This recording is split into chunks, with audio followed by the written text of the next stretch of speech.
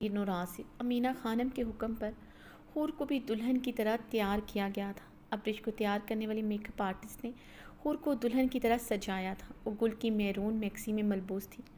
کامدار خوبصورت باریک بارڈر والا دوپٹہ سر پر اچھی طرح سیٹ کیا ہوا تھا۔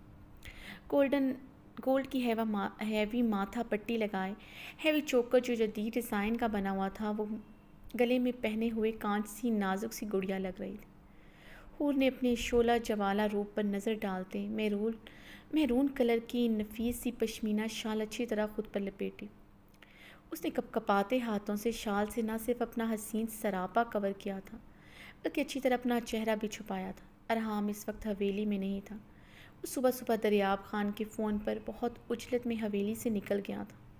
ابھی تک اس کی آمد نہیں ہوئی تھی۔ اس حویلی سے بھاگنے کا یہ اس کے پاس سب سے اچھا موقع تھا۔ حور اپنا منہ چھپائے جلدی سے مردان خانے کی طرف بڑھی۔ زنان خانے کے لاؤنج میں گھر کی خواتین کے ساتھ کچھ مہمیان خواتین بھی موجود تھیں۔ درخشاں نے اسے باتوں میں بتایا تھا، مردان خانے میں باہر جانے کا ایک دروازہ بیٹھک کی مخالف سمت بھی ہے جو حویلی کے پچھلے لان کی طرف کھلتا ہے۔ ارحام حویلی میں موجود نہیں تھا۔ مہمان اس ٹائم حویلی کی بیٹھک میں موجود تھے، اس لیے آسان تھا اس ٹائم حویلی سے نکلنا۔ خود کو ایک نکاح میں آئی مہمان خاتون شو کروا کر اس حویلی سے نکلنا چاہتی تھی۔ چوکیدار کے کسی بھی سوال پر صرف اسے اپنی کپکپاتے لہجے پر قابو پانا تھا۔ یہاں کے لوگ کس انداز میں بات کرتے ہیں اسے اتنے دنوں سے اندازہ ہو چکا تھا۔ اب صرف اسے گیٹ پر کھڑے چوکیدار کو یقین دلانا تھا وہ مہمان ہیں، وہ کسی ایمرجنسی کی صورت میں اپنے گھر واپس جا رہی ہیں۔ اس صورت میں یقیناً چوکیدار کو اس پر شک نہ ہوتا۔ وہ جلدی سے تیز قدم اٹھاتی مردان خانے کی طرف بڑھی۔ مردان خانہ کافی بڑا تھا مگر درخشاں کی زبانیں اسے تمام راستے ازبر ہو چکے تھے۔ اس وقت مردان خانے کے اس حصے میں کوئی نہیں تھا۔ تمام مہمان مردان خانے کے بیرونی دروازے سے ہوتے لاؤنج میں یا بیٹھک میں تشریف فرما تھے۔ اس طرف زنان خانے کی طرف جانے والا راستہ تھا۔ ادھر اگر کوئی بھی اسے ملتا تو وہ یقیناً گھر کا کوئی مرد ہی ہوتا۔ اس سے پہلے اس حصے کی طرف کوئی آتا وہ جلدی سے باہر نکلنا چاہتی تھی۔ وہ تقریباً بھاگتے ہوئے آگے بڑھ رہی تھی کہ کسی سے بری طرح آ ٹکرائی۔ حور نے سہمتے ہوئے اپنے قدم پیچھے کی جانب بڑھائے۔ اس کی چادر سر اور چہرے سے ڈھلکتی اس کے کندھوں پر آئی۔ اس کے دیکھنے کے انداز سے گھبراتے ہوئے حور نے اپنی بڑی سی چادر کو کندھوں سے گرنے سے بچایا۔ بابرک نے اپنی گھنی مونچھوں پر ہاتھ پھیرتے بے باکی سے حور کے خوبصورت چہرے پر نظر ڈالی۔ یہاں کیا کر رہے تم حور بھابی؟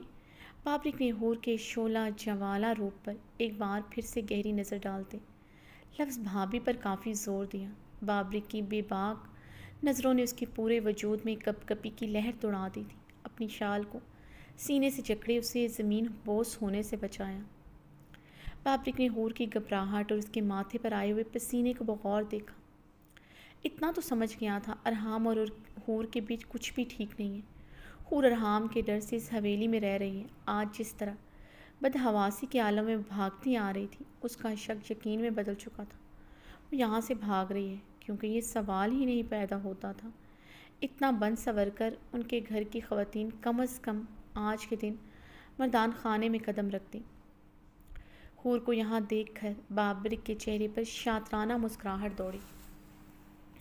ارحام خانزادہ نے اسے بے عزت کیا تھا، آج اس کی عزت اس کی بیوی اتنا بن سور کر حویلی سے بھاگنے کی تیاریاں کر رہی تھی۔ اس سے اچھا منظر اور کیا ہو سکتا تھا؟ بابرک کے اس دن کے زخموں پر مرہم رکھا تھا جیسے کسی نے۔ اگر حویلی کے گیٹ تک بھی آج پہنچ جاتی حور حویلی کے گیٹ تک بھی آج پہنچ جاتی تو ارحام کی عزت کی دھجیاں اڑ جانی تھی۔ برادری میں وہ پھر سے ذلیل ہو جاتا کہ اس کی نئی نویلی خوبصورت بیوی بھاگ رہی تھی۔ بابرک تو یہی چاہتا تھا ارحام منہ دکھانے کے قابل نہ رہے۔ اس کی ویڈیو دکھا کر اسے گھر والوں کے سامنے بے عزت کیا تھا۔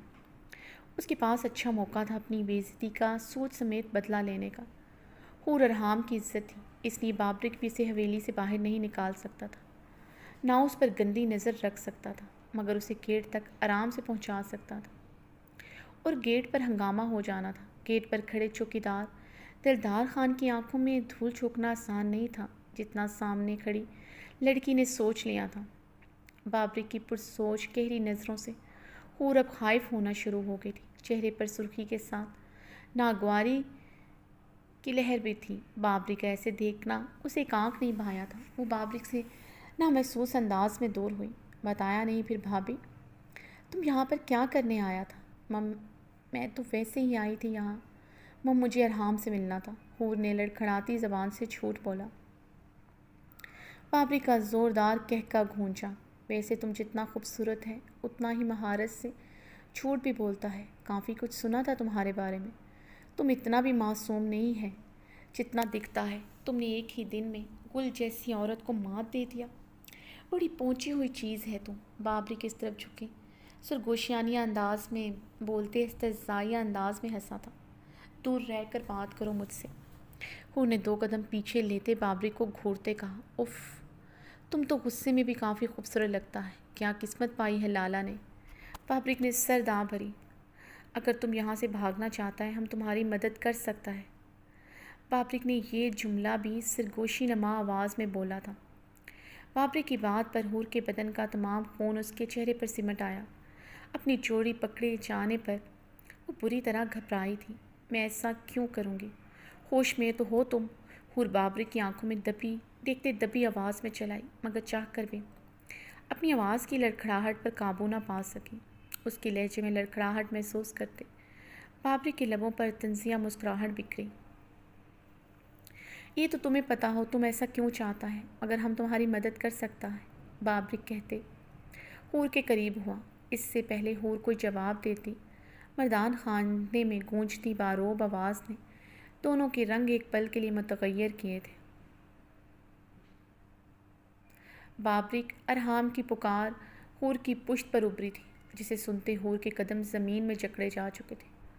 آنکھوں میں شدید خوف آن ٹھہرا تھا، ماتھے پر شبنم کے قطروں میں اضافہ ہوا تھا، جسے بابرک گہری نگاہوں سے دیکھتے استہزائیہ مسکرا گیا تھا۔ ارحام خان ابھی حویلی آیا تھا۔ امینہ خانم سے ملنے کے بعد وہ اپنے کمرے میں کپڑے بدلنے کے لیے چلا گیا۔ حور کمرے میں نہیں تھی، اسے یہی لگا وہ عبیر بہارے کے ساتھ ہوگی۔ وہ اس وقت سفید شلوار قمیض میں ملبوس تھا، بلیک مردانہ شال کندھوں پر ڈالے۔ وہ اپنی گھنی بیڈ پر ہاتھ پھیرتے مردان خانے کی طرف آیا ہی تھا کہ بابری کو کسی لڑکی کے ساتھ باتیں کرتے پایا۔ اس لڑکی کی پشت ارحام خان زادہ کی طرف تھی۔ بابری کو اس کے بہت قریب کھڑا کچھ کہہ رہا تھا جو ارحام کو سنائی نہیں دے رہا تھا۔ ارحام کو دیکھ کر بابرک بھی ایک لحظہ کے لیے پریشان ہوا، مگر دوسرے ہی لمحے وہ مسکراتے اپنی مونچھوں پر ہاتھ پھیرنے لگا۔ وہ حور کے پاس نہیں بلکہ حور اس کے قریب کھڑی تھی۔ حور کا یہاں پایا جانا تشویشناک تھا، اس کا حور کے اتنے نزدیک کھڑا ہونا نہیں۔ حور کا زرد پڑتا چہرہ، اس کا ڈرا سہما روب بابرک کی مسکراہٹ میں اضافہ کر رہا تھا۔ حور کی اتنی ہمت نہیں تھی وہ رخ پلٹ سکتی، بلکہ وہ ہلنے سے بھی قاصر تھی۔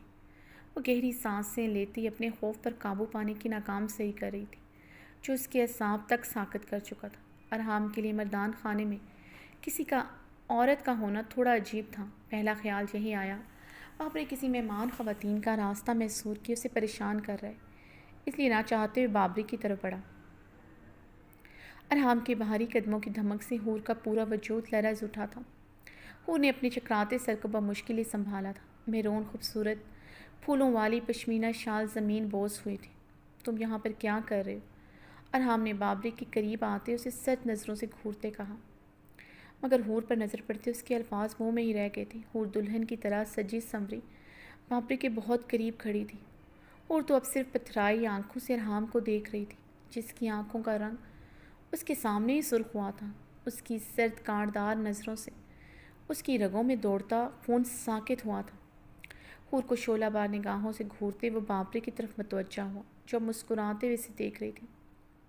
لالا، میں یہاں پر کیا کر رہا ہوں یہ سوال معنی نہیں رکھتا، سوال یہ اہم رکھتا ہے بھابھی یہاں پر کیا کر رہے، وہ بھی اتنا سج دج کر۔ بابری نے کہتے ہوئے حور پر ایک بار پھر سے نظر ڈالی، جو بت بنی آنکھوں میں نمی لیے بالکل ساکت سی کھڑی ارحام کو دیکھے جا رہی تھی۔ ارحام نے ضبط سے اپنی مٹھی بھینچی۔ بابری کا حور کو دیکھنا ارحام کے تن بدن میں آگ لگا گیا تھا۔ حور کا مردان خانے میں موجود ہونا ہی اس کے اشتعال میں اضافہ کر رہا تھا۔ اوپر سے بابرک نہ جانے کب سے اس پر اپنی غلیظ نگاہیں گاڑے ہوئے تھا۔ ارحام کی گردن کی نیلی رگیں تک اجاگر ہونے لگی تھی۔ دل کر رہا تھا سامنے کھڑی لڑکی کی سفید چمڑی آج ادھیڑ کر رکھ دے، جو اب پتہ نہیں کیا کرنا چاہ رہی تھی۔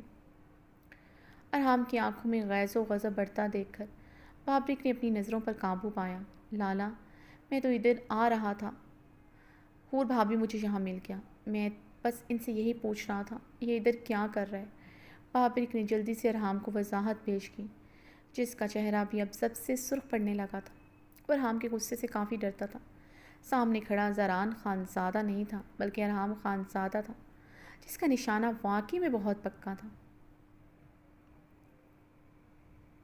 کیا کہا تھا تم سے اس دن، میری غیر موجودگی میں بھی اپنی نظروں پر قابو رکھنا۔ ارحام حور پر ایک قہر بار نظر ڈالتے بابرک کی طرف متوجہ ہوا، دانت پیستے بابرک سے سرد لہجے میں حور کے قریب کھڑے ہونے پر جواب طلب کیا۔ حور نے اپنی مٹھی بھینچتے اپنی کپکپاہٹ پر قابو پایا۔ ارحام کے لہجے کی ٹھنڈک سے وہ اندر تک سرد پڑی تھی۔ لالا، قسم کھاتا ہے ہم نے ایک نظر دیکھ کر دوسرا نظر بھی بھابھی پر ڈالنا گوارا نہیں کیا۔ ہم تو بس حیران ہوا تھا کہ بھابھی ادھر کیا کرنے آیا ہے، ایسا لگ رہا تھا جیسے یہ ادھر سے بھاگ رہا تھا۔ بابرک اپنی مونچھوں پر ہاتھ پھیرتے اپنی بات مکمل کرتے جلدی سے وہاں سے چلا گیا۔ وہ کچھ دیر ادھر اور ٹھہرتا، یقیناً ارحام اس کی جان لے لیتا۔ ویسے بھی جو آنکھ وہ لگانا چاہتا تھا وہ لگا چکا تھا۔ بابرک کی بات پر حور کے جسم کا سارا خون جیسے نچڑ گیا تھا۔ وہ فقر رنگت کے ساتھ ارحام کو دیکھ رہی تھی۔ ارحام نے بابرک کی پشت کو گھورتے حور پر قہر بار نگاہ ڈالی، جو ایک دلہن کی طرح سجی سنوری کھڑی تھی۔ حور نے ارحام کو دیکھتے جلدی سے سر نفی میں ہلایا۔ ارحام کی کاٹدار نظریں اسے اندر سے کاٹ رہی تھی جیسے۔ ارحام، میں بھاگ نہیں رہی تھی، میں سچ کہہ رہی ہوں، آپ یقین کریں میرا۔ حور پیچھے کو قدم بڑھاتے کانپتے لہجے میں بولی۔ ارحام کو خاموش دیکھ کر حور کا دل ہتھیلی پر دھڑکنے لگا تھا۔ اس کی شعلہ اگلتی نگاہیں اسے باور کروا رہی تھیں وہ آج اسے چھوڑے گا نہیں۔ حور نے کانپتے ہاتھوں سے اپنے چکراتے سر کو تھاما تو ارحام نے اسے کلائی سے پکڑ کر جھنجھوڑ ڈالا تھا۔ سیدھی کھڑی رہو، خبردار تم بے ہوش ہوئی تو۔ ارحام نے غراتے ہوئے اس کی کلائی سختی سے دبوچی۔ ارحام نے اس کی شال زمین سے اٹھاتے اس کی گرد اچھی طرح اڑائی، اسے کلائی سے جکڑے اپنے کمرے کی طرف بڑھا۔ میری بات سنیں، میں بھاگ نہیں رہی تھی۔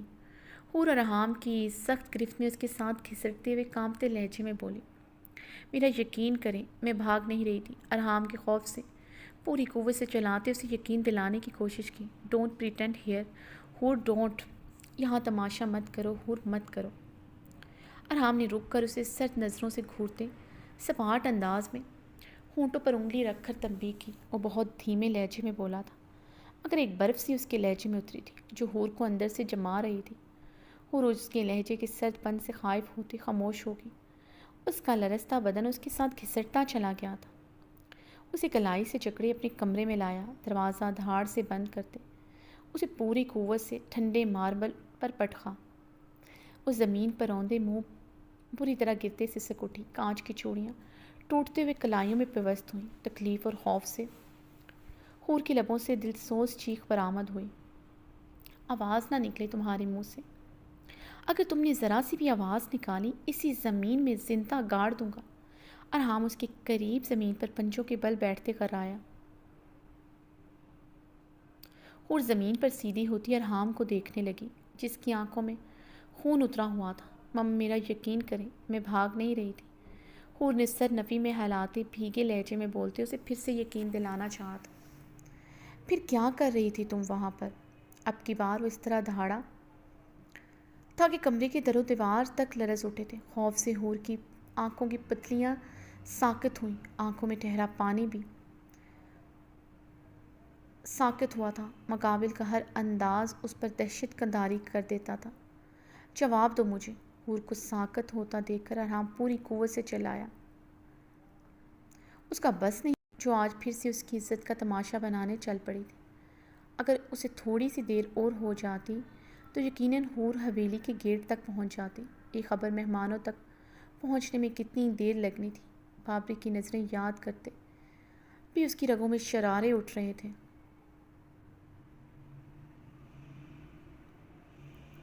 وہ اس کی حویلی میں اس کی بیوی پر اپنی نظریں گاڑے ہوئے تھا۔ یہ موقع اس کی بیوی نے خود دیا تھا اسے۔ بہت شوق ہے تمہیں خود کو بڑی محفل میں تماشا بنوانے کا۔ میری عزت کا تو نہیں، اپنی عزت کا ہی سوچ لیتی۔ پکڑے جانے پر کیا جواب دیتی سب کو؟ لگتا ہے تمہیں شوق ہے اندھیری سڑکوں پر بھاگنے کا۔ اب کون سا نیا شکار ڈھونڈنے جا رہی تھی تم؟ اس کا چبڑا چھوڑتے کر آیا، لفظ نہیں تھے، کوڑے تھے جو حور کو اپنے وجود پر لگتے محسوس ہوئے۔ حور زمین پر پیچھے کی طرف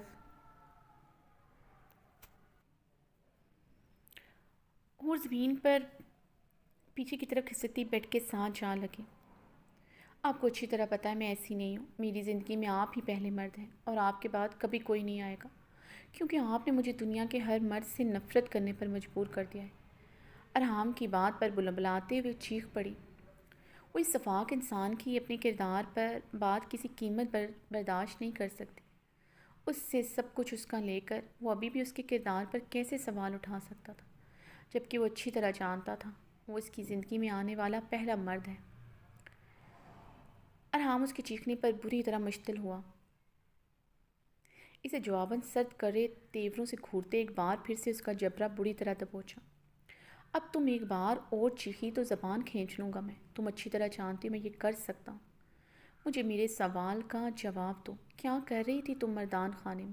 دھیما لہجہ مگر آگ کی تپش لیے ہوئے تھا آنکھوں میں نکلتی چنگاریوں سے۔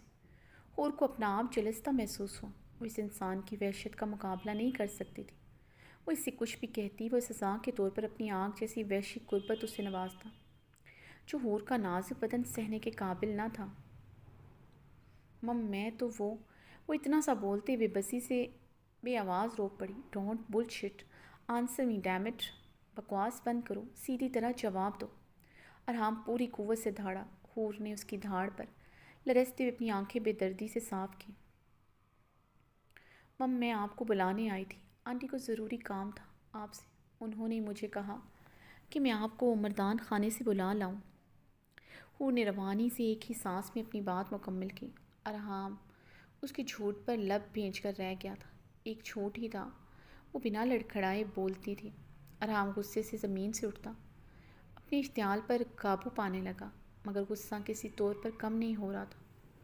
جو وہ آج کرنے جا رہی تھی وہ صرف اس کی نہیں، اس کے گھر والوں کی عزت کا بھی تماشا لگ سکتا تھا۔ اس کے بھاگنے پر لوگ حور کے کردار پر نہیں بلکہ اس کی عزت پر وار کرتے جو اسے کسی صورت قبول نہیں تھا۔ مم میرا یقین کریں، میں بھاگ نہیں رہی تھی، میں آپ کو مردان خانے بلانے گئی تھی۔ حور ہمت مجتمع کر کے زمین سے اٹھتی ارحام کی طرف بڑھی جو منہ پر ہاتھ پھیرتے کمرے کے وسط میں چکر لگا رہا تھا۔ حور کو اپنی طرف بڑھتا دیکھ کر ارحام نے اسے گھور کر دیکھا۔ وہ ارحام کی نظروں سے گھبراتے پیچھے کو ہوتی دیوار کے ساتھ جا لگے۔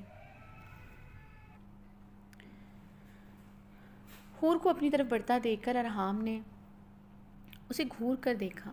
وہ ارحام کی نظروں سے گھبراتے پیچھے کو ہوتی دیوار کے ساتھ چل لگی۔ اب وہ دیوار میں سوائے مائیں بھیگی آنکھوں سے ارحام کو دیکھ رہی تھی، جس کے چہرے کے سپاٹ نافہم تاثرات اس کا دل بند کر رہے تھے۔ پیچھے دیوار کا سہارا تھا، ورنہ شاید وہ کب کا زمین بوس ہو جاتی۔ ارحام کی خاموشی پر حور کا دل اب بند ہونے لگا تھا۔ مم میرا یقین کرے ارحام، میں سچ کہہ رہی ہوں، بابرک جھوٹ کہہ رہا تھا، الزام لگا رہا تھا مجھ پر۔ آپ کو اس پر نہیں اپنی بیوی پر یقین کرنا چاہیے۔ حور کی معصومیت سے کہی بات پر کمرے میں چکر لگاتا ایک پل کو ٹھہر سا گیا تھا۔ اس کی بات سنتے ہوئے اسے دیکھنے لگا جو دیوار میں سمائے تھر تھر کانپ رہی تھی۔ حور نے گہرے سانس لیتے ارحام کے تاثرات کو سمجھنے کی کوشش کی۔ شاید اس نے اس کی بات پر یقین کر لیا، مگر وہ ابھی بھی اپنی سرخ آنکھوں سے اسے گھور رہا تھا۔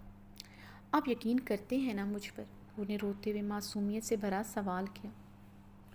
ارحام نے نہ چاہتے ہوئے اپنے غصے پر قابو پایا۔ یہ وقت بہت نازک تھا۔ اس ٹائم وہ اس پر ذرا سا بھی اور غصہ کرتا، اسے کچھ کہتا، یقیناً وہ اپنے ہوش کھونے میں پل نہ لگاتی۔ اس کا کانپتا بدن اور خوف سے لٹھے کے مانند سفید پڑتا چہرہ اس کے اندرونی اور بیرونی حالت سب عیاں کر رہا تھا۔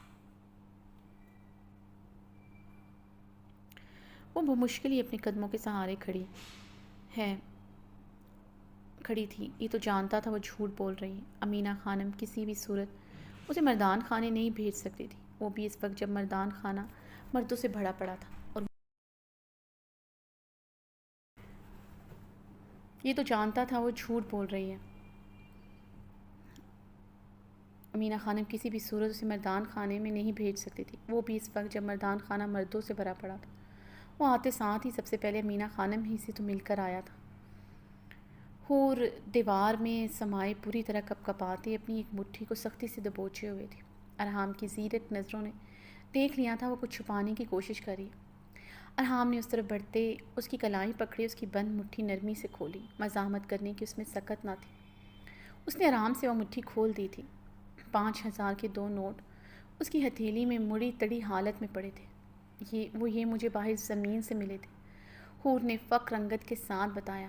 اسے ایک پل نہیں لگا تھا سمجھنے میں وہ یہاں سے بھاگنے کے لیے ان پیسوں کا استعمال کرنا چاہتی تھی۔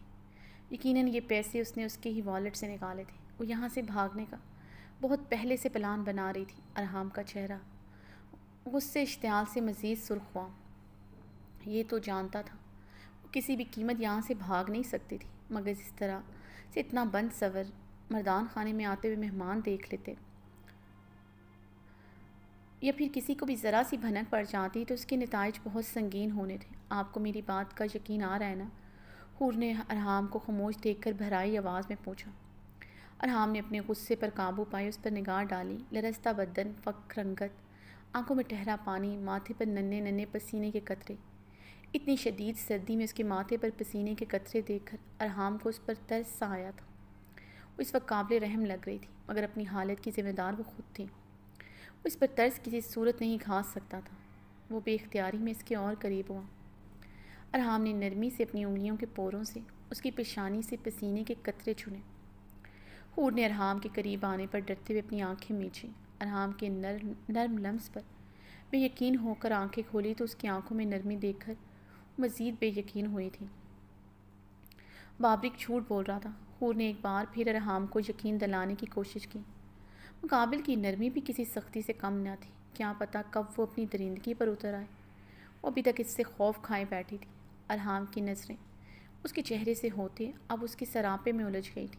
اس کے کندر نشیب و فراز میکسی کی فٹنگ میں بہت جاذبے نظر لگ رہے تھے۔ میرون دوپٹے کے حالے میں وہ دھمک رہی تھی۔ آنکھوں پر golden glittery make up, maroon lipstick سے سجے کپ کپاتے لب اور ماتھا پٹی لگائے وہ نظر لگ جانے کی حد تک حسین لگ رہی تھی۔ اوپر سے اس کا ڈرا سہما روپ پانی میں جیسے آگ لگا رہا تھا، بھڑکتا شعلہ لگ رہی تھی۔ ارحام بے اختیاری میں اس کے اور قریب ہوا اور اس کی ماتھا پٹی کو چھوا جو ارحام کو بری طرح اٹریکٹ کی تھی۔ وہ اس کے اتنا قریب تھا کہ ارحام کی دھڑکنیں تک حور کو سنائی دینے لگی تھیں۔ حور اس کے قریب آنے پر اپنی سانس روک گئی۔ اس کی مدھم ہوتی دھڑکنیں اور اس کی رکی سانسیں محسوس کرتی ارحام نے اس کے گال پر بہت نرمی سے اپنا ہاتھ جمایا۔ کچھ کہہ نہیں رہا میں تمہیں، سانس لو۔ ارحام نے نرمی سے اس کے گال پر ہاتھ کی پشت پھیری۔ حور نے گہرے سانس لیتے اپنے سانس پہ حال کرنے کی کوشش کی۔ ارحام نے نرمی سے اسے اپنے سینے سے لگایا۔ آپ یقین کرتے ہیں نا مجھ پر، میں بھاگ نہیں رہی تھی۔ حور نے ارحام کی شرٹ مٹھی میں دبوچتے بہتے آنسوؤں کے ساتھ اس کے سینے کے ساتھ لگے کپ کپاتے ہوئے پوچھا۔ ہاں میں یقین کرتا ہوں تم پر، تم بھاگ نہیں رہی تھی، ارحام نے نرمی سے کہتے اس کی پشت پر اپنا ہاتھ سہلایا۔ بابرک جھوٹ بول رہا تھا۔ حور نے اب ہچکی لیتے ایک اور جھوٹ بولا۔ ہاں میں جانتا ہوں وہ جھوٹ بول رہا تھا۔ اس کی جھوٹ کا ساتھ دیتے ارحام کے لبوں پر مسکراہٹ دوڑی۔ یہ پیسے بھی مجھے باہر زمین سے ملے تھے، میں آپ کو دینے ہی لگی تھی۔ حور ابھی بھی اس کے سینے کے ساتھ لگی مسلسل جھوٹ بول رہی تھی۔ ہاں میں یہ بھی جانتا ہوں تم مجھے ہی دینے لگی تھی، ارحام نے اب کی بار اس کے گرد اپنے بازوؤں کا گھیرا مضبوط کرتے کہا۔ پتہ نہیں اسے خود میں بھینچے خود کو سکون پہنچایا تھا یا پھر اس کا ڈر دور کرنا چاہا تھا۔ میں نے کبھی جھوٹ نہیں بولا، مجھے جھوٹ سے ہمیشہ سے نفرت تھی۔ پاپا کہتے تھے صرف اپنی جان بچاتے وقت آپ جھوٹ بول سکتے ہیں، ورنہ چھوٹی چھوٹی باتوں پر کبھی جھوٹ نہیں بولنا چاہیے۔ اب وہ سچ بول رہی تھی۔ ارحام جانتا تھا آج بھی تو اس کے ڈر سے جھوٹ بول رہی تھی، یعنی اسے اپنی جان کا بھی اس سے خطرہ تھا۔ اسے لگا تھا وہ اسے جان سے بھی مار سکتا ہے۔ اسے لگتا تھا ارحام کو یہ بات بہت چبھی، وہ اپنے جبڑے بری طرح بھینچ گیا۔ ارحام نے بہت نرمی سے اسے اپنے سینے سے الگ کیا۔ فی الحال وہ اس کانچ سی گڑیا پر سختی نہیں کرنا چاہتا تھا جو پہلے ہی اس سے ڈری بیٹھی تھی، لیکن اس کا عمل کسی طور پر بھی معاف کرنے کے قابل نہ تھا۔ اب یہ آنسو بہانا بند کرو، مجھے اب تمہاری آنکھوں میں آنسو نظر نہ آئے۔ اس کے عارض پر بہتے آنسو نرمی سے اپنی انگلیوں سے صاف کرتے سختی سے تنبیہ کی۔ اب مورے کے پاس جاؤ، ان سے پوچھو کوئی کام تو نہیں ہے؟ اچھے سے تمام مہمانوں سے ملو، بڑی بہو کے جو فرائض ہیں وہ نبھاؤ، مجھے تو تمہاری کوئی شکایت نہیں ملنی چاہیے، اوکے؟ نرمی سے اس کی ٹھوری پکڑے کہا کہ کوئی شکایت نہیں ملے گی۔ حور نے جلدی سے کہا گڈ، یہ آنسو بھی مہمانوں کے سامنے نہیں بہنے چاہیے، نہیں بہیں گے۔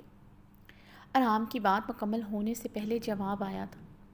ارحام کے لبوں پر مبہم سی مسکراہٹ بکھری، وہ معصوم تھی یا زیادہ خوبصورت، وہ ابھی تک اس بات کا اندازہ نہیں لگا پایا تھا، یا وہ ضرورت سے زیادہ ہوشیار تھی۔ ارحام اس کے خوبصورت چہرے کو دیکھتے گہری سانس بھر کر رہ گیا تھا۔ ارحام اسے گہری نظروں سے دیکھتے اس کی شال کی طرف بڑھا جو کافی فاصلے پر زمین پر پڑی تھی، اسے اٹھائی، اس نے نرمی سے اس کی گرد اڑائی۔ سردی بہت ہے، اسے اوڑھ کر رکھو، تمہیں کتنا بھی ضروری کام ہی کیوں نہ ہو، یہاں تک کہ تم مر بھی رہی ہو، آئندہ تم مردان خانے کا کسی بھی حال میں رخ نہیں کرو گی۔ ارحام کے درست لہجے میں کی ہوئی تنبیہ پر حور کی پھر سے سانسیں اٹکی تھیں۔ ارحام نے اس کی سانسیں رکتی دیکھ کر اپنے چہرے کے تاثرات بہت حد تک نرم کیے۔ جتنا غصہ اشتعال اسے اس وقت حور پر محسوس ہو رہا تھا وہ وہی جانتا تھا۔ وہ یہاں سے بھاگ رہی تھی، یہ سوچ اس کے اندر تیز بھانبڑ جلا چکی تھی۔ اس کی عزت، اس کی بیوی اس کی حویلی سے بھاگ رہی تھی، اتنی آسانی سے اسے چھوڑنے کا ارادہ نہ رکھتا تھا، مگر اسے ٹائم کچھ اور کہہ کر وہ اپنا تماشا نہیں بنا سکتا تھا۔ حور کا ابرش اور زران کے نکاح میں شامل ہونا بہت ضروری تھا۔ بابری کی نگاہیں یاد کر کے اس کے خون میں وال اٹھ رہے تھے، اس کے سامنے بنا شال کے کھڑی تھی۔ بابری کو اس کے سامنے اپنی نظروں پر قابو نہ پا سکا تھا۔ اس کی غیر موجودگی میں اس نے کن نظروں سے حور کو دیکھا ہوگا، یہ اندازہ لگانا اس کے لیے مشکل نہ تھا۔ اب جاؤ یہاں سے، میں تم سے رات میں بات کروں گا۔ تم مردان خانے میں کیا کر رہی تھی؟ ارحام کی بات پر حور پھر سے ساکت ہوئی تھی۔ میں نے بتایا تو ہے آپ کو، مجھے آنٹی نے بھیجا تھا۔ آپ نے کہا بھی کہ آپ کو مجھ پر یقین ہے۔ لہجے میں پھر سے کپکپاہٹ در آئی۔ میں نے بھی یہی کہا ہے، مجھے تم پر یقین ہے، مگر مورے نے مجھے بلانے کے لیے تمہیں کیوں بھیجا؟ ساری ملازمائیں کہاں تھیں جو انہوں نے تمہیں بھیج دیا؟ ارحام کے خشک لہجے میں کیے گئے سوال پر اس کا خون خشک پڑا تھا۔ اب جاؤ، رات بات ہوگی، مگر ابھی کے لیے مجھے کوئی شکایت نہ ملے۔ ارحام نے دو ٹوک انداز اختیار کرتے اسے حکم دیا۔ حور مرے قدموں سے کمرے کے دروازے کی طرف بڑھی۔ اس کی قدموں کی لڑکھڑاہٹ کو دیکھتے ارحام کے غصے میں اضافہ ہوا تھا۔ وہ یہاں سے بھاگ رہی تھی، یہ کوئی چھوٹی بات نہیں تھی جو آسانی سے اگنور کر دیتا۔ ارحام اپنی شال کندھوں پر جھٹکتے کمرے سے نکل گیا تھا۔ بابرک اپنی جیپ پر بیٹھا حویلی سے نکل آیا تھا۔ اسے کوئی شوق نہیں تھا زران خانزادہ کے نکاح میں شرکت کرنے کا۔ وہ حویلی کے گیٹ سے باہر آیا تو آہل کو دریا کی طرف جاتے دیکھ کر چونکا تھا۔ یہ کمبخت ادھر کیا کر رہا ہے؟ بابرک آہل کو دیکھتے بولا۔ آپ کو نہیں پتہ چھوٹے خان، اس کا سعید خان کی بہن زرتاج کے ساتھ ٹانکا چل رہا ہے۔ بابری کے ساتھ بیٹھا اس کے خاص آدمی پیروز خان نے اسے جواب دیا۔ کیا کہہ رہا ہے تم؟ یہ ہمارا گاؤں کی لڑکی پر نظر رکھے گا؟ اس کی جان نہ نکال دے گا ہم؟ بابرک ایک ہی جھٹکے میں اپنی جیپ روک چکا تھا، اور وہ سعید خان اتنا بغیرت ہو چکا ہے اسے کچھ خبر نہیں۔ بابرک نے غصے سے کہتے اپنی قمیض کے اطراف میں پہنی بیلٹ سے اپنی بندوق نکال کر چیمبر چڑھایا۔ اسے کچھ خبر نہیں ہے، وہ بیچارہ کیا کہے گا؟ پیروز کی بات پر بابرک نے غصے سے گھورا۔ سعید خان بیچارہ نہیں، بے غیرت ہے جو اپنی بہن کو نہیں سنبھال سکتا، مگر ہم نہیں ہیں جو اس شہری کی حرکتیں برداشت کرے گا۔ آج سعید خان کی بہن زرتاج اور یہ آہل پاشا دونوں ہماری بندوق کی گولی سے مرے گا۔ بابرک جیپ سے اترتا آہل کی طرف بڑھا۔ پیروز بھی بابرک کی تقلید میں اس کے پیچھے گیا تھا۔ بابرک نے دریا کی سائڈ بڑھتے آسمان کی طرف فائر کیا۔ آہل نے بری طرح بدحواس ہوتے پیچھے مڑ کر دیکھا تو بابرک اس سے بندوق ہاتھ میں پکڑے اسے گھور رہا تھا۔ آہل اپنی جیکٹ کے جیبوں میں ہاتھ ڈالتے بابرک کی طرف بڑھا۔ تمہیں مسئلہ کیا ہے میرے ساتھ؟ میرے پیچھے کیوں لگے رہتے ہو ہر ٹائم؟ بزدلوں کی طرح بندوق کی گولی سے ڈرا کر کیا ثابت کرنا چاہتے ہو؟ آہل نے بابرک کے قریب آتے خشمگی نگاہوں سے گھورا۔ یہ بابرک کے ساتھ اس کی دوسری جھڑپ تھی، ایک حویلی کے مردان خانے میں ہو چکی تھی، جس میں بابرک نے اسے حویلی سے دفع ہونے کو کہا تھا۔ تم سے مسئلہ یہ ہے، تم اس زران خانزادہ کا سالہ ہے، اپنی بہن کا نکاح کرو اور یہاں سے اپنا منحوس چہرہ لے کر دفع ہو جاؤ۔ شرم آنا چاہیے تم کو، اپنی بہن کے سسرال میں ڈیرا ڈال کر بیٹھا ہے۔ تم شہری لوگ بہت ہی بغیرت ہوتا ہے۔ بابرک نے مسکراتے ہوئے آہل کی آنکھوں میں دیکھتے کہا۔ یہ میری بہن کا سسرال نہیں، میرے نانا کی بھی حویلی ہے۔ آہل سرخ چہرے کے ساتھ بولا۔ بکواس بند کرو اپنی، اور اپنا شکل آج رات لے کر دفع ہو جاؤ۔ ہم تمہیں सरताज के गिर्द भी ना देखें, वरना तुम अपने पैरों पर चल के जाने के काबिल नहीं रहेगा। बाबरिक ने ऊंची आवाज़ में उसे वार्न किया। तुम होते कौन हो मुझे सरताज से दूर रहने को कहने वाले? शक्ल तुम अपनी गुम करो। मैं भी आइंदा तुम्हारी गंदी ज़बान से सरताज का नाम ना सुनूं। आहिल बाबरिक की ज़बान से सरताज का नाम सुनते ही वो भड़क उठा। आहिल के भड़कने पर बाबरिक का कहका गूंजा था, जिसमें बहरोज़ ने भी उसका साथ दिया था। ये जो इश्क का भूत तुम पर सवार है, इसका भूत हम मिनटों में उतार सकता है, बस ये गोली चलने की देर है। बाबरिक ने आहिल के सीने पर बंदूक तानी। उसे लम्हे फिरोज़ का फ़ोन बजा था। फिरोज़ ने नंबर देखकर जल्दी से फ़ोन उठाया। जी खान साहब, जी तुम्हें देता हूँ। फिरोज़ ने जल्दी से फ़ोन बाबरिक की तरफ बढ़ाया। किसका फ़ोन है? बाबरिक ने आहिल को घूरते फिरोज़ से कहा। ज़रान खान साहब का। फिरोज़ के बताने पर बाबरिक ने इस्तहज़ाइया मुस्कुराते हुए उसे फ़ोन छीन कर कान से लगाया। बोलो। बाबरिक ने फ़ोन कान से लगाए कहा, अपनी बंदूक 1 सेकंड में नीचे कर लो, वरना तुम लम्हों में ज़मीन पर ढेर हो जाओगे। मेरे आदमी इस वक्त तुम पर बंदूक ताने हुए हैं। यकीन नहीं आ रहा तो गर्दन घुमा कर देख लो। ज़रान की बात सुनते बाबरिक ने अपनी गर्दन घुमाई। दूर खड़े ज़रान खान के गार्ड को देखते उसने जल्दी से अपनी बंदूक नीचे की। मैं तो मजाक कर रहा था लाला, तुम्हारा साला को ज़रा तफरी करवा रहा था, इसे समझा रहा था शहर और इधर की रवायात में क्या फ़र्क है। तुम तो हम पर ऐसे नज़र रखे हुए है जिसे हम पता नहीं कितने कत्ल कर चुका है। हम क्यों मारेगा अपने साले के साले को? बाबरिक ने मुस्कुराते हुए दांत पीसते लफ्ज़ साले पर जोर दिया। तुम कत्ल नहीं करोगे, अनकरीब कत्ल हो जाओगे मेरे हाथों। 2 मिनट से पहले यहाँ से दफ़ा हो जाओ, वरना तुम्हारा मनहूस वजूद इस बहते दरिया की नज़र हो जाएगा।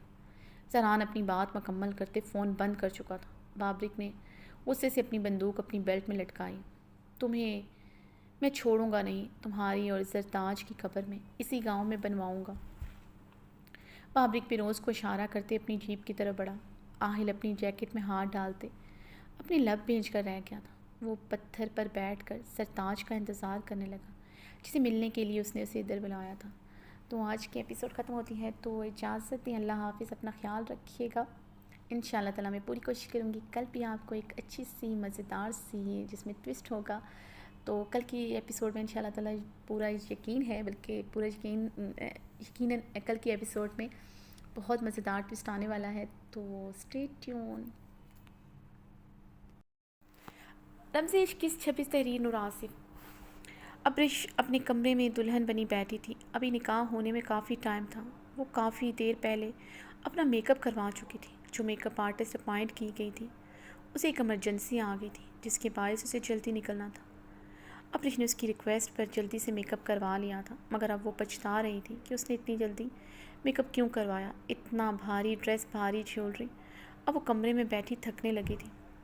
ज़रान ठीक कह रहा था, मैं खुद ही मेकअप करवा लेती, एक लिपस्टिक भी लगा लेती तो मैं अच्छी ही लगती। वो अपना दुपट्टा बेड पर फेंकती, ड्रेसिंग मिरर की तरफ बढ़ती, बुरी तरह झंझलाई। इंतज़ार तवील हो रहा था। ज़रान खानज़ादा की बातें याद करके दिल एक अजीब लय में धड़क रहा था। उसकी गुर्बत का सोचकर अभी से उसकी हथेलियाँ भीगने लगी थी, दिल कानों में बजने लगा था। अब्रिश बेड की तरफ बढ़ते अपना दुपट्टा उठाने ही लगी थी, कमरे में दाखिल होने वाली हस्ती को देखकर अब्रिश के सर पर कमरे की छत गिरी थी जैसे। सईम, उसकी लबों ने बेयकीनी से हरकत की। वो अपना दुपट्टा बेड पर ही छोड़कर गुस्से से उसकी तरफ बढ़ी। तुम यहाँ पर क्या कर रहे हो? हिम्मत कैसी हुई तुम्हारी मेरे कमरे में आने की? अब्रिश सईम के मुकाबिल आते गुस्से से चीखी। अब्रिश, तुम मुझसे इतनी बदगुमान हो जाओगी, मैं सोच भी नहीं सकता था। अब्रिश को दुल्हन के लिबास में देखकर सईम के अंदर जलन की लहरें उठी थी। उसका 2 आतिशा रूप उसके अंदर हसद के शोले भड़का चुका था। अपनी बकवास बंद करो ज़ईम, तुम होते कौन हो मुझसे सवाल जवाब करने वाले? निकलो मेरे कमरे से अभी के अभी। अब्रिश ज़ईम की ढटाई को देखते नागवारी से बोले, जो बिना इजाज़त ही उसके कमरे में घुस आया था। अब्रिश, कैसी बातें कर रही हो? हम दोस्त हैं, दोस्ती के नाते मैं तुम्हारे इस रवैये की वजह भी पूछने का हक़ नहीं रखता क्या? तुम मुझे क्यों इग्नोर कर रही हो? तुम यहाँ कैसे आए? मेरे कमरे में तुम्हें किसने आने दिया? अब्रिश ने सीने पर हाथ बांधते कांटदार लहजे में पूछा। ज़ईम के सवालात उसने मुकम्मल तौर पर इग्नोर कर दिए थे। अब्रिश ज़ईम के एटीट्यूड पर अपनी मुट्ठी भींच गया था। उसे दुल्हन के लिबास में देखकर वो अपनी सुध बुध खो रहा था। दुल्हन, मगर अभी उसे खुद पर ज़ब्त करना था, जो उसके लिए बहुत मुश्किल था। ابرش پھپھو سے مل کر ہی تمہارے کمرے میں آیا ہوں، انہوں نے ہی مجھے تمہارے کمرے کا بتایا ہے۔ زعیم نے خود پر قابو پاتے کافی تحمل سے کہا۔ وہ اپنا ضبط کھو کر ابرش کو مزید خود سے بدگمان نہیں کر سکتا تھا۔ ابرش کو کیسے ڈیل کرنا ہے وہ جانتا تھا۔ تم یہاں کیوں آئے ہو؟ کس حیثیت سے اس حویلی آئے ہو؟ میں نے یا زران نے تو تمہیں انوائٹ نہیں کیا؟ ابرش نے زعیم کو خاموش کھڑا دیکھ کر اپنے لفظوں پر زور دیتے پوچھا، لہجے میں پہلے سے زیادہ درستگی دھر آئی تھی۔ وہ زعیم کو دیکھ کر اتنے غصے میں آ گئی تھی کہ اپنا دوپٹہ تک لینا بھول چکی تھی۔ وہ بلاؤز اور لہنگا پہنے اپنا قیامت خیز روپ لیے زعیم کے سامنے کھڑی تھی۔ زعیم کی نظریں اب اس کے قیامت خیز سراپے پر ٹک گئی تھیں۔ اتنی حسین لڑکی کو صرف اسی کا ہونا چاہیے تھا۔ وہ اپنی گردن کو پیچھے سے رب کرتے اس کے بدن پر نظریں گاڑے سوچ رہا تھا۔ پھپھو نے انوائٹ کیا تھا ہم سب کو، تم بھول سکتی ہو مجھے، ابو کو، مگر ہم لوگ تمہیں نہیں بھول سکتے۔ زعیم کی آنکھیں یکدم بھیگی تھیں۔ اپنی نظروں پر قابو پاتے اس نے اپنے لہجے میں آنسوں کی آمیزش شامل کی۔ تایا ابو بھی آئے ہیں؟ ابرش نے زعیم کی بھیگی آنکھوں کو دیکھتے حیرانگی سے پوچھا۔ عباسی صاحب کے ساتھ وہ کافی اٹیچ تھی۔ زعیم اب ابرش کی دکھتی رگ پر ہاتھ رکھنے لگا تھا۔ کاش آ سکتے، مگر انہیں ہارٹ اٹیک آیا ہے، وہ ہاسپٹل میں ہے۔ زعیم کی بات پر وہ بے اختیار اس کے قریب ہوئی۔ کیسے ہوا یہ سب؟ کیا کہہ رہے ہو تم؟ تایا ابو ٹھیک تو ہے نا؟ ابرش کے لہجے میں شدید پریشانی جھلکی تھی، جسے محسوس کرتا زعیم تنزیہ مسکرا گیا تھا۔ انہیں ہارٹ اٹیک کیسے آیا؟ یہ تم زران خانزادہ سے پوچھو۔ زعیم نے تنزیہ کہتے ابرش کو کٹیلی نظروں سے دیکھا۔ کیا کیا ہے زران نے؟ ابرش نے سرسراتے لبوں سے ٹھہرے لہجے میں پوچھا۔ زران کے غصے سے واقف تھی، یہ بھی کہ پارٹی میں زعیم کی کی ہوئی حرکت کو کسی بھی صورت معافی کے قابل نہیں گردانتا تھا۔ اس نے صاف لفظوں میں اسے باور کروایا تھا وہ زعیم کو اس کی سخت سزا دے گا۔ ابرش کا دل ہتھیلی پر دھڑکنے لگا تھا۔ یقیناً زران نے کچھ بہت غلط کیا ہوگا۔ وہ دھڑکتے دل کے ساتھ زعیم کو دیکھ رہی تھی، جس کی آنکھیں نمی لیے ہوئی تھی، چہرے پر بے انتہا کرب تھا۔ زران نے ہماری کمپنی کے تمام پروجیکٹ چھین لیے ہیں، مارکیٹ میں ہمارے شیئرز بہت گر چکے ہیں۔ اس بات کو پاپا نے دل پر لے لیا ہے، انہیں ہارٹ اٹیک آیا ہے۔ زعیم کی باتوں پر ابرش نے پریشانی سے اپنا ماتھا مسلا۔ زران یہ سب کچھ کر رہا تھا اسے اندازہ نہ تھا، بلکہ اسے بہت تکلیف پہنچی تھی زران کے ایکٹ پر۔ اسے زران کا یہ عمل بہت چھوٹا اور ستی لگا۔ وہ کمپنی صرف زعیم کی ہی نہیں بلکہ عباسی صاحب کی بھی تھی، پھر وہ بھی تو منسلک تھی اس کمپنی سے۔ کیا ہوا؟ چپ کیوں لگ گئی تمہیں؟ اپنے ہونے والے شوہر کی گھٹیا حرکتوں نے لگتا ہے تمہیں بولنے کے قابل نہیں چھوڑا، یا پھر تم بھی اس کے کارناموں میں ملوث ہو۔ زعیم استہزائیہ ہنسا تھا مجھ پر انگلی اٹھانے سے پہلے۔ اپنے گریبان میں جھانک لو ذرا مسٹر زعیم عباسی۔ زران کا ایکٹ اگر گھٹیا ہے تو تمہارا ایکٹ گھٹیا ترین تھا۔ ابرش نے ایک ایک لفظ چبایا تھا۔ کس ایکٹ کی بات کر رہی ہو تم؟ کیا کیا ہے میں نے؟ وضاحت ڈالو گے کچھ تم؟ زعیم نے انجان بنتے پوچھا۔ زعیم تم اتنے انجان کیوں بن رہے ہو؟ یا پھر تمہارے لیے یہ عام بات ہے کسی بھی لڑکی کی ڈرنک میں نشہ آور گولیاں ملانا؟ کیا مقصد تھا زعیم تمہارا؟ کیا کرنا چاہتے تھے تم؟ کیوں ملائی تم نے میری ڈرنک میں گولیاں؟ ابرش نے سپاٹ لہجے میں اس کی آنکھوں میں دیکھتے سوال کیا۔ تم مجھے ایسا سمجھتی ہو؟ مجھے یقین نہیں آ رہا، میں تمہیں ایسا نہیں سمجھتی تھی۔ میں نے زران کو بھی چھٹلایا تھا، مگر کون کر سکتا ہے تمہارے علاوہ یہ حرکت؟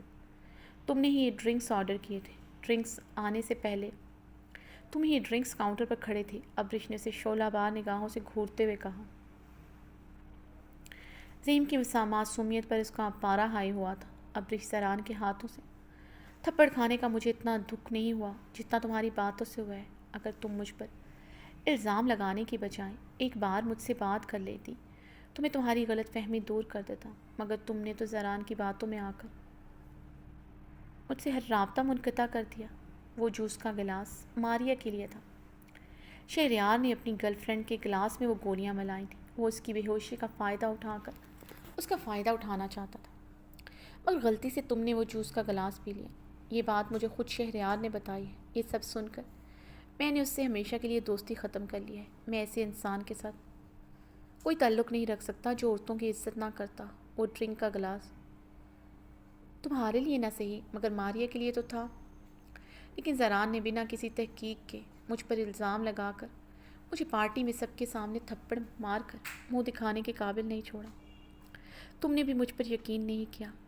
میں بالکل انجان تھا. تم ایک پل کے لیے سوچو. وہ جوس پی کر تم نے ایک لڑکی کی عزت بچا لی. سوچو وہ جوس اگر ماریا پی لیتی تو اس کے پاس کیا بچتا. جو ہوتا ہے اچھے کے لیے ہوتا ہے. مگر یہ ماریا کے لیے شاید اچھا ہو گیا. زران کے لیے بھی اچھا ہو گیا. مگر میرے ساتھ ایسا کیوں ہوا؟ میری دوست مجھ سے روٹھ گئی. میری محبت مجھ سے روٹھ گئی. مجھ سے میرا بزنس چھین لیا. کیا غلطی تھی میری ابرش؟ کیا قصور تھا میرا؟ اور میری فیملی کا کیا قصور تھا جنہیں ان سب کی یہ سزا ملی؟ سیم نے اپنی سرخ بھیگی آنکھیں مسلی تھی. ابرش سیم کی باتوں کو سنتے شوق کے عالم میں کھڑی تھی. ابرش کو گنگ دیکھ کر سیم کی بھیگی سرخ آنکھوں میں استہزائیہ پن چھلکا تھا. وہ زران کو کسی قیمت پر بھی خود سے جیتنے نہیں دے سکتا تھا. ابرش کی نگاہ کا سن کر اسے اپنا آپ پتنگے کی طرح ہوا میں بکھرتا محسوس ہوا. وہ اسے پانے کے لیے کسی بھی حد تک جا سکتا تھا. یہاں تک اس کے ساتھ وہ ابرش کی عزت کے ساتھ بھی کھیل سکتا تھا. اسے ابرش ہر حال میں اپنے پاس چاہیے تھی. زران خانزادہ نے اسے تھپڑ مار کر ابرش کو اس کی محبت کے ساتھ ضد بھی بنا دیا تھا. زران نے اس کے سارے کانٹریکٹ چھین لیے. مارکیٹ میں اس کی ساکھ گرا دی جس کی وجہ سے عباسی صاحب کو ہارٹ اٹیک آ گیا تھا. یہ سب صرف زران خانزادہ کی وجہ ہوا تھا. اب اسے صرف کچھ بھی کر کے ابرش کو حاصل کرنا تھا. باہر اس کے دوست گاڑی میں اس کے انتظار میں کھڑے تھے. ایک دفعہ ابرش اس کی باتوں میں آ کر حویلی سے باہر قدم نکال لیتی. وہ اسے بے ہوش کر کے اس کی عزت داغدار کرنا چاہتا تھا. وہ انجام کی پرواہ کیے بغیر یہاں چلا آیا تھا. اسے بالکل بھی ڈر نہیں لگ رہا تھا. مقصد صرف ابرش اور زران کو جدا کرنا تھا. اس کے لیے شاید اس کی جان بھی چلی جاتی. اسے پرواہ نہیں تھی. اس وقت صرف زران کو منہ کے بل گرانا ہی اس کا مقصد تھا. وہ صحیح اور غلط کی ہر تمیز بھول چکا تھا. صحیح مجھے اندازہ نہیں تھا. یہ حقیقت ہے. I am sorry. ابرش جھکی نظروں سے شرمندگی سے بولی. ابرش تم نے ابو کی محبت کا یہ صلہ دیا. ابو نے اس وقت تم لوگوں کو سپورٹ کیا جب کوئی بھی تم لوگوں کو پوچھتا نہیں تھا. کہاں تھے یہ حویلی والے؟ کہاں تھا یہ زران خانزادہ؟ صرف ابو ہی تھے جو دادا ابو کی مخالفت کے باوجود تم لوگوں کے ساتھ کھڑے رہے. جتنا بھی ہوتا وہ تم لوگوں کی مدد کرتے. ہمارے پاس زران خانزادہ جتنی جائیداد نہیں ہے، نہ ہی زران خانزادہ جیسا سٹیٹس ہے، مگر ایک عزت ہے جو زران خانزادہ نے ہم سے چھین لی. گنی چنی جائیداد ہے ابو کی، مگر ابو نے پھر بھی ایمانداری سے وہ جائیداد تم لوگوں کے حوالے کی. دادا ابو کی وصیت تھی تم لوگوں کو ایک ٹکا نہ دیا جائے، مگر ابو نے کسی کی ایک نہ سنی. مگر کیا ہوا؟ ابو کی عزت کو تم نے اور زران نے ایک ٹکے کا نہ رہنے دیا. وہ احسان جتلانے کے ساتھ ساتھ اسے ایموشنل بلیک میل بھی کر رہا تھا. ابرش کی شرمندگی سے جھکی نظریں اسے باور کروا رہی تھی. تیر نشانے پر لگا ہے. I am sorry. صحیح مجھے اندازہ نہیں تھا. زران یہ سب کرے گا. میں بہت شرمندہ ہوں. ابرش نے بھیگے لہجے میں کہتے اپنی نظریں جھکا لی تھی. عباسی صاحب کا سوچ کری اس کا دل بھر رہا تھا. اسے شدت سے اپنی غلطی کا احساس ہوا. حویلی آنے سے پہلے اسے ایک مرتبہ زعیم سے ملاقات کرنی چاہیے تھی. ابرش مجھے غلط مت سمجھنا. چھوڑ دو اس زران خانزادہ کو. وہ تمہارے لائق نہیں ہے. میں تم سے بہت محبت کرتا ہوں. وہ تمہاری عزت نہیں کرے گا. وہ ایک مغرور انسان ہے جسے اپنی طاقت اور اونچے رتبے پر غرور ہے. یہ خان لوگ عورتوں کی عزت کرنا نہیں جانتے. جو انسان بنا تحقیق مجھ پر انگلی اٹھا سکتا ہے وہ کل کو تم پر بھی انگلی اٹھا سکتا ہے. زعیم نے ابرش کی جھکی نظریں اور ان نظروں میں آنسو دیکھ کر اس کی طرف بڑھتے اس کے ہاتھ تھامے. زعیم تمہارا دماغ خراب ہو چکا ہے. تمہاری ساری باتیں بالکل ٹھیک ہیں، مگر میں زران سے محبت کرتی ہوں. اس نے جو کیا وہ میری محبت میں کیا. اسے غلط فہمی ہو گئی تھی. میں اس سے بات کروں گی. وہ سب ٹھیک کر دے گا. میں تایا ابو سے معافی مانگ لوں گی. میں تمہیں صرف اپنا کزن سمجھتی ہوں.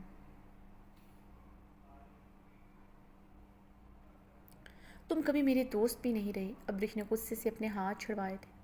صرف اسے اپنا کزن سمجھتی تھی. وہ بہت گلٹی ہونے کے باوجود اس کی اس طرح کی باتیں نہیں سن سکتی تھی. ابرش کی بات پر زعیم پاگل ہوا تھا. ابرش میری بات سمجھنے کی کوشش کرو پلیز. تم سے بہت محبت کرتا ہوں اور زران خانزادہ کبھی تم سے میری جتنی محبت نہیں کر سکتا. پلیز میرے پاس چلی آؤ. وہ کبھی تمہاری عزت نہیں کرے گا۔ زعیم نے آگے بڑھتے ابرش کا ہاتھ سختی سے تھاما۔ ابرش حیرت سے زعیم کی آنکھوں میں اترا جنون دیکھ رہی تھی۔ وہ پاگلوں کی طرح اس کے آگے گڑ گڑا رہا تھا۔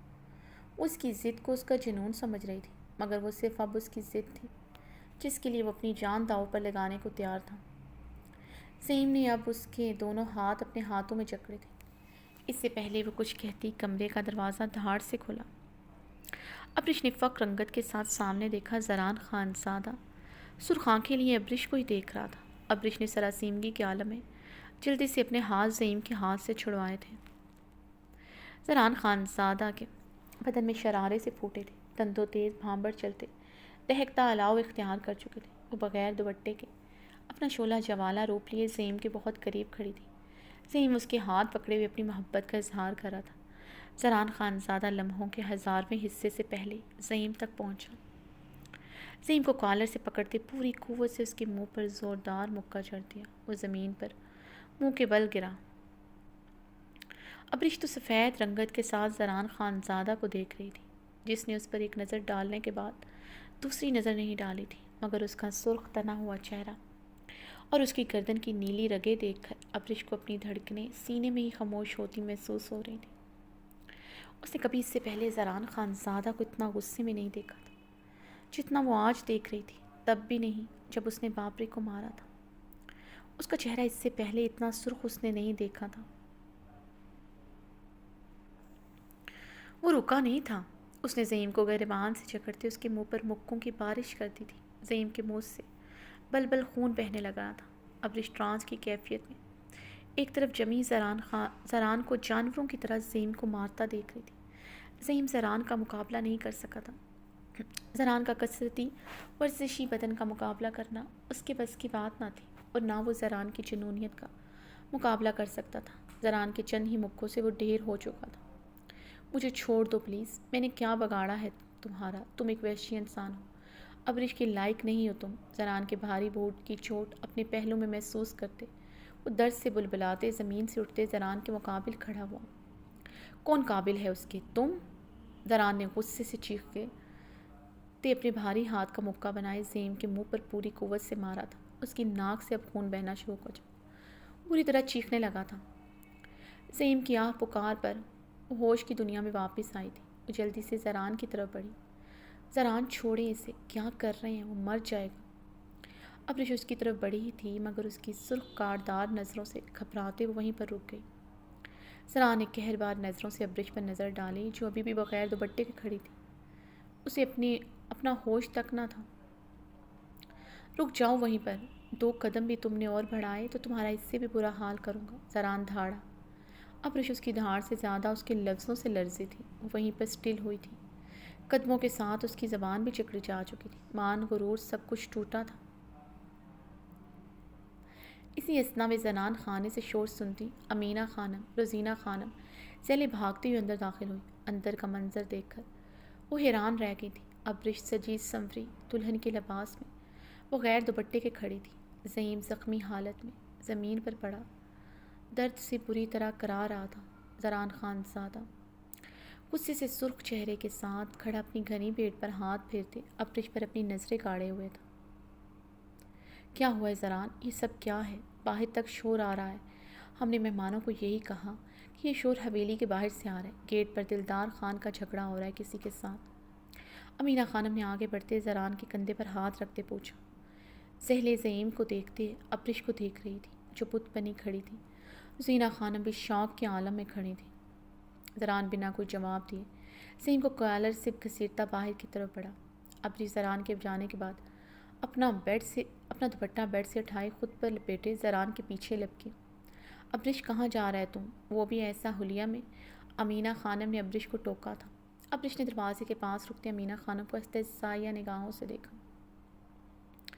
مجھے ٹوکنے کے بجائے آپ کو اپنے بیٹے کو روکنا چاہیے تھا، جو حیوان بنا کسی بے گناہ کو مار رہا تھا۔ ابرش رخ پلٹتے غصے سے بولی۔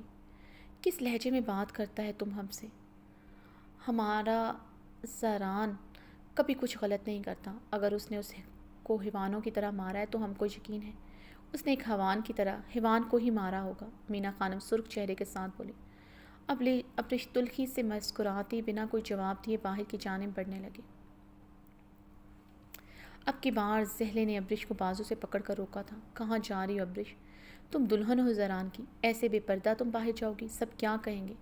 زہلے نے ابرش کو ناگواری سے ٹوکا۔ بھاڑ میں جائیں یہاں کے رسم و رواج اور پردہ جو کسی کی جان سے بڑھ کر ہو۔ اپنے بھتیجے کے آگے آپ کو کچھ نظر نہیں آتا۔ غلط کو غلط کہنا بھی آپ بھول چکی ہیں۔ زعیم سے آپ کا خون کا رشتہ نہ صحیح مگر احسانات کا رشتہ تو ہے۔ آپ تو وہ بھی بھول گئیں مگر میں نہیں بھول سکتی۔ ابرش ایک لفظ چباتی اپنا بازو زہلے کے ہاتھ سے چھڑواتی کمرے سے نکل گئی تھی۔ زہلے شرمندگی سے نظریں جھکا کر رہ گئی تھی۔ توبہ توبہ، گل سے بھی 2 ہاتھ آگے ہے یہ لڑکی تو۔ زران بیچارہ کی تو قسمت پھوٹ گیا، اس کو تو کوئی شرم لحاظ نہیں ہے۔ زہلے کیا تربیت کیا ہے تم نے اپنی بیٹی کا، جس کو کسی کا کوئی لحاظ نہیں ہے۔ زینہ خانم کانوں کو ہاتھ لگائے وہاں سے چلی گئی تھی۔ زہلے شرمندگی سے امینہ خانم کی طرف بڑھی۔ وہ زہلے سے کوئی بھی بات کیے بغیر باہر چلی گئی تھی۔ زہلے پریشانی کے عالم میں سر دونوں ہاتھوں میں تھامتے لرزتے ہوئے بیڈ پر بیٹھی۔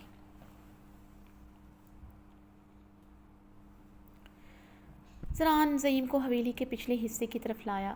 حویلی کے مہمان خانے کی طرف پچھلی طرف ایک دروازہ کھلتا تھا۔ زران مہمانوں کے سامنے کوئی سین کریٹ نہیں کرنا چاہتا تھا۔ زعیم کو ابرش کے ہاتھ پکڑے دیکھ کر وہ خود پر قابو نہ رکھ سکا تھا، ورنہ وہ کبھی کمرے میں تماشا نہ کرتا۔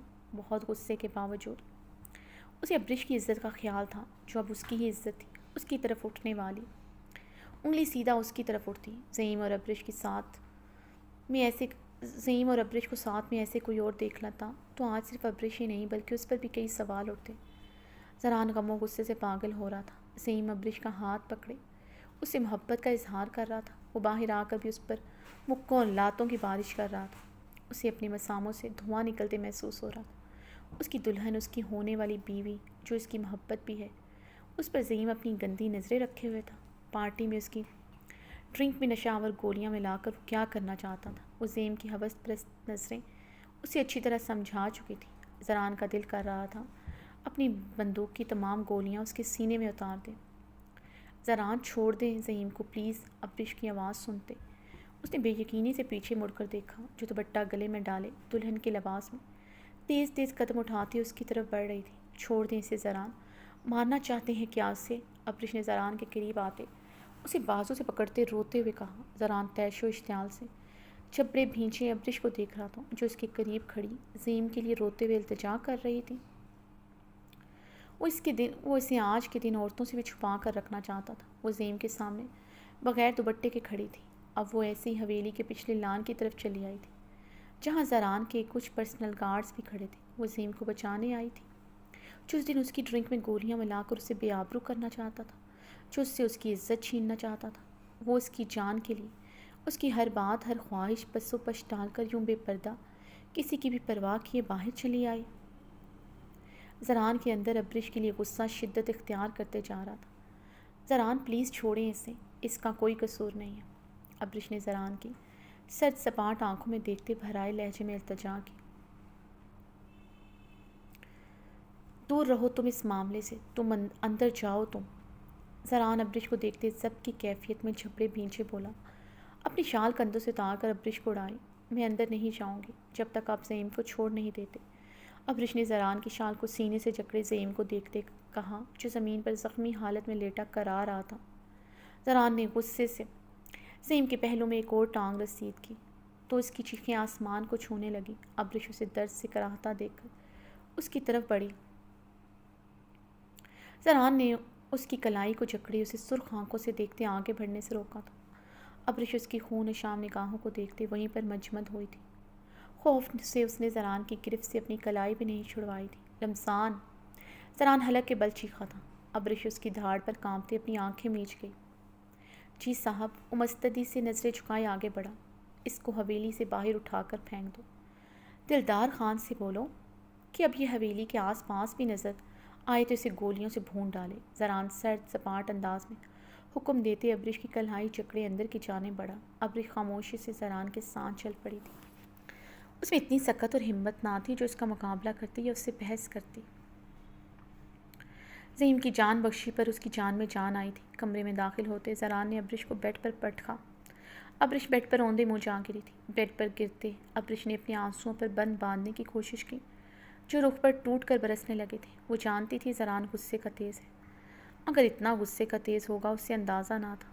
اس کی آنکھوں میں خون اترے دیکھ کر ابرش کی رگوں میں دوڑنے والا خون بھی ساکت ہو رہا تھا۔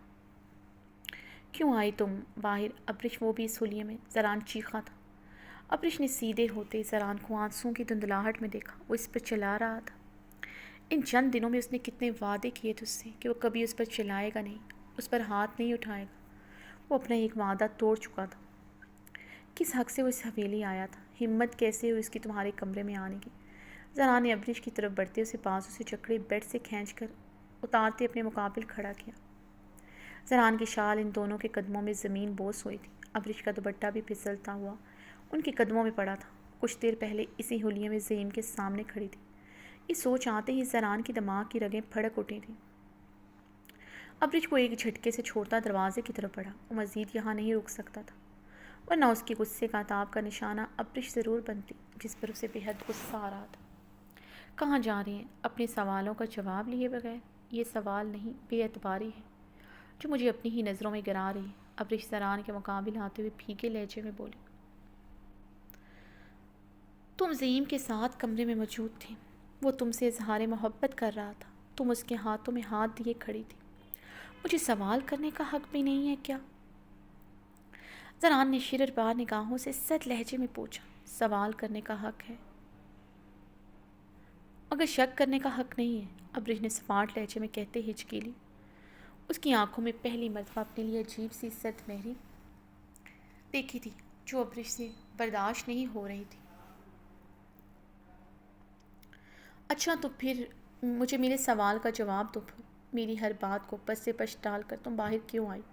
کیا تعلق ہے تمہارا زعیم سے؟ زران نے اسے کندھوں سے تھامتے اپنے مقابل کرتے سخت لہجے میں پوچھا۔ آپ کے جنگلی اور وحشی پن نے مجھے مجبور کیا کہ میں باہر آؤں، ابرش نے زران کی آنکھوں میں دیکھتے نم لہجے میں چیخ کر کہا۔ وہ زعیم سے اس کے تعلق کی بابت پوچھ رہا تھا۔ اس سوال نے اسے آگ لگا دی تھی۔ کیا جنگلی وحشی پن دکھایا ہے، بتا سکتی ہوں مجھے؟ زران نے ابرش کو ایک ہی جھٹکے سے چھوڑتے سپاٹ لہجے میں پوچھا۔ زعیم کے ساتھ جو سلوک کیا گیا وہ کیا تھا؟ وہی سلوک تھا جو وہ ڈیزرو کرتا تھا۔ اس کی ہمت کیسی ہوئی میری حویلی میں قدم رکھنے کی؟ زران نے غصے سے بولتے ہوئے سائڈ ٹیبل پر پڑا گلدان اٹھا کر زمین پر دے مارا تھا۔ ابرش خوف سے لرز کر رہ گئی تھی، شدت غم سے اس کا رواں رواں تڑپ رہا تھا۔ وہ اس سے آخر سوال جواب کر ہی کیوں رہا تھا؟ کیا اسے اس پر یقین نہیں تھا؟ کیسے تمہارے کمرے میں آ سکتا ہے؟ تم نے اسے آنے ہی کیوں دیا کمرے میں؟ زران نے ابرش کے قریب آتے سخت لہجے میں سوال پھر سے سوال داغا۔ زران کا رواں رواں بھی سلک رہا تھا۔ وہ کیسے کسی کو اپنا ہاتھ بھی پکڑنے دے سکتی ہے؟ وہ کیسے کسی کے سامنے ایسے کھڑے ہو سکتی ہے؟ سوال دونوں کے دل و دماغ میں ایک کھلبلی مچا رہے تھے۔ بات اعتبار کی نہیں، مان کی تھی جو دونوں کا ٹوٹا تھا۔ زران وہ خود آیا تھا، اس نے کمرے میں آنے سے پہلے پرمیشن نہیں لی کہ میں اسے روکتی، ابرش نے روتے ہوئے کہا۔ مزید اس کے سوال برداشت نہیں کر سکتی تھی۔ اوہ، تم نے اسے اتنی اجازت دے رکھی ہے بنا پرمیشن کے ہی تمہارے کمرے میں آ جائے؟ اتنی گہری دوستی ہے، مجھے تو پتہ ہی نہیں تھا۔ زران استہزائیاں ہنسا۔ مطلب کیا ہے آپ کی بات کا؟ زران کے لفظوں سے زیادہ اس کا لہجہ چبا تھا۔ مطلب یہ کہ جب اتنی ہی گہری دوستی تھی تو اس بیچارے کو ناکام و مراد کیوں لٹایا؟ اس کے بدن کے زخم تو تم سے برداشت نہیں ہو رہے تھے، دل کے زخموں پر بھی مرہم رکھ دیتی۔ زران نے کاردار لہجے میں کہتے اسے شرر بار نگاہوں سے گھورا۔ زران آپ یہ کیا کہہ رہے ہیں؟ آپ ہوش میں تو ہیں؟ ابرش چلائی۔ چلاؤ مت میرے سامنے۔ اس رات وہ تمہاری ڈرنک میں گولیاں ملا کر تمہارے ساتھ کیا کرنا چاہتا تھا تم اچھی طرح جانتی ہو، پھر بھی تم نے اسے اپنے کمرے میں آنے دیا۔ وہ تمہارے ہاتھ پکڑے تم سے اظہار محبت کر رہا تھا، تم نے اسے اتنی اجازت کیسے دی وہ تمہارا ہاتھ پکڑے؟ تم بغیر دوپٹے کے اس کے سامنے کمفرٹیبل کھڑی تھی۔ ایک لڑکی کو اپنی عزت سب سے زیادہ پیاری ہوتی ہے، مگر تمہیں دیکھ کر ایسے نہیں لگتا۔ زران کے لفظ اسے اپنی روح پر تازیانے کے طور پر لگے۔ آپ یہ کیا کہہ رہے ہیں؟ آپ میرے کریکٹر پر انگلی اٹھا رہے ہیں؟ ابرش نے بے یقینی سے کہا۔ کریکٹر ہے کیا تمہارا؟ زران چلایا۔ اس نے کمرے میں داخل ہوتے ہی زعیم کو ابرش کے بدن کا معائنہ کرتے دیکھ لیا تھا، مگر افسوس وہی نہ پہچان سکے۔ یہی بات اسے آگ لگا رہی تھی۔ زعیم کے ساتھ کمرے میں دیکھ کر، آپ میرے کردار پر انگلی اٹھا رہے ہیں؟ ابرش نے روتے ہوئے بے یقینی سے کہا۔ تمہارے کردار پر میں انگلی نہیں اٹھا رہا، تم نے خود موقع دیا۔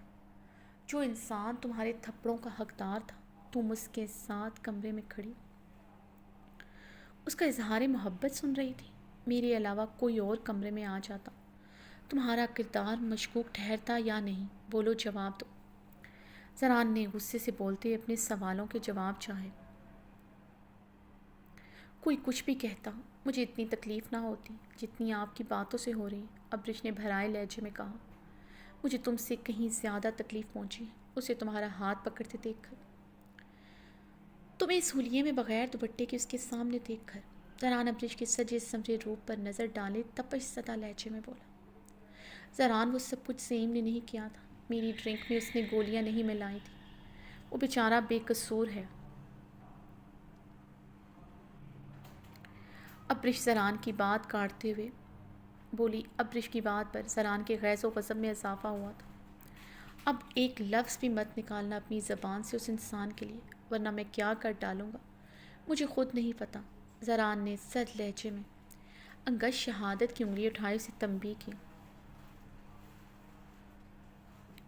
ورنہ کیا کریں گے؟ مجھے ماریں گے، ویسے ہی جیسے زعیم کو مارا۔ آپ نے ثابت کر دیا ہے میری سوچ آپ کے بارے میں بالکل ٹھیک تھی۔ آپ ایک ظالم، وحشی، اجڑ، کموار انسان ہیں جسے اتنا نہیں پتہ ایک عورت کے ساتھ کیسا سلوک کرتے ہیں۔ آپ مجھے ڈیزرو ہی نہیں کرتے، ابرش نے زران کی آنکھوں میں دیکھتے چٹکتے کہا۔ وہ مزید اس کے الزام برداشت نہیں کر سکتے تھے۔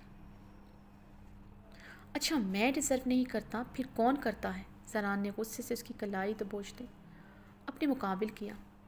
مجھے کون ڈیزرو کرتا ہے میرے کریکٹر پر انگلی مجھے کون ڈیزرو کرتا ہے میرے کریکٹر پر میرے منہ سے کیوں اچھا، میں ڈیزرو نہیں کرتا تو پھر کون کرتا ہے؟ زران نے غصے سے اس کی کلائی دبوچتے اپنے مقابل کیا۔ میرے منہ سے کیوں سننا چاہتے ہیں؟ خود ہی بول دیں، مجھے کون ڈیزرو کرتا ہے؟ میرے کریکٹر پر انگلی اٹھا چکے ہیں، کسی کا بھی نام میرے ساتھ جوڑ دیں، زعیم کا جوڑ دیں، یا پھر رمضان کا جوڑ دیں، یا پھر اسفند یار خان کا جوڑ دیں۔ ابرش زران کا ہاتھ ہوا میں بلند ہوا۔ ابرش کی چلتی زبان زران کی دھاڑ اور اس کا اٹھا ہوا ہاتھ دیکھ کر رکی تھی۔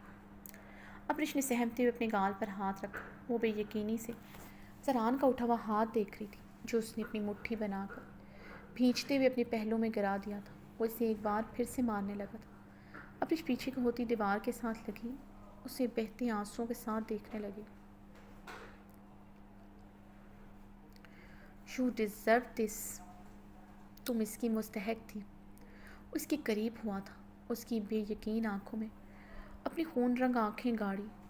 تم میرا پیار نہیں ڈیزرو کرتی، تم اس قابل ہی نہیں ہو تم سے پیار کیا جائے۔ زران اسے خون شام نگاہوں سے گھورتا چلا گیا تھا۔ وہ بے یقینی سے بند دروازے کو دیکھ رہی تھی جو وہ دھاڑ کی آواز کے ساتھ بند کر کے چلا گیا تھا۔